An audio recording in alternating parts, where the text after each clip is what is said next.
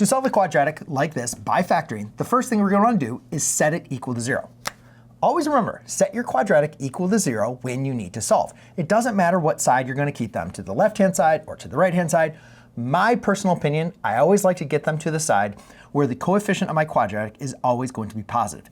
Since it's already positive on the left-hand side, I'm going to take the terms on the right-hand side and make sure that I can move them over to the left-hand side. To do that, I'm just going to use my inverse operations and properties of equality.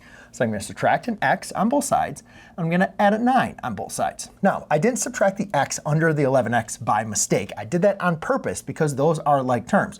I can only subtract 11x with an x, right? And 9, I can only add that to numbers where there are no numbers there, but you'll see, you could just kind of think of that as like a 0. So now I'm going to have a quadratic equation equal to 0. Then I can get into my factoring.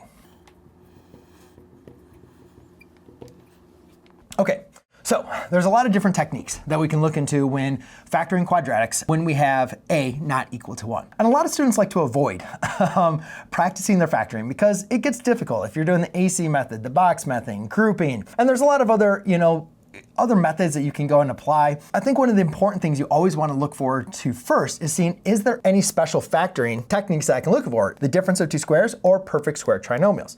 Now, one thing that stands out to me is my first term and my last term are squared. Anytime you see a quadratic and your first term and your last term are square numbers, always look for perfect square trinomials. It's not always going to be the case, but that is one thing you always want to be able to look forward to. And then what you can simply do is you can always test it in your head to see if your middle term is going to be 2 times the square root of your first time times the square root of your last term. And let's go ahead and check it. So the square root of 4 is 2, square root of 9 is 3.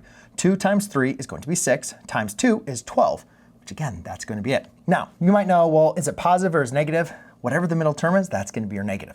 Now, if you're not following me, that's okay. Most students are not following when they're first learning how to factor with, perfect square trinomials when we have a not equal to 1. So let's pretend, though, it is going to be a 2x and a 2x. Now, here's the thing, though. We know that 3 times 3 is going to equal a 9. However, our middle term is negative, right? So we have to have a negative term. That's why it's going to be a minus 3 instead of a positive 3. And again, if you just want to do a mental check, just straight it back over. 2x times 2x is 4x. Negative 3 times negative 3 is 9. And then do the inner and the outer. That's a negative 6x. That's a negative 6x. Negative 6x plus negative 6x is going to be a negative 12x.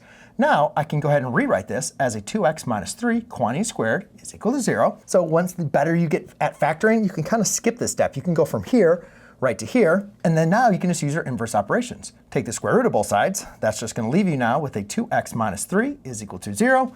Let's go ahead and write it over here. And then you can just add the 3 to both sides. 2x equals 3, divide by 2, x is equal to a 3/2.